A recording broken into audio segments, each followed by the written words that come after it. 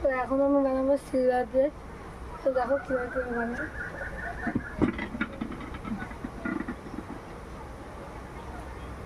ভিতরে দেওয়া ছিল, এটা আমি তুলে নিলাম। দিয়ে দেবো কাঁচা লঙ্কা।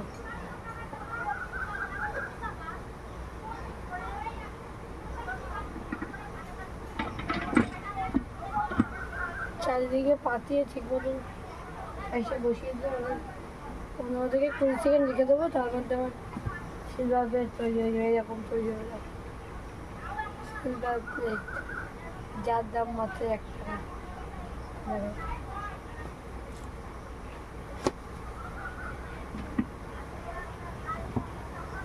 এক টাকা 120 জিএসএম সিলভার, কিন্তু যদি হয়ে গেল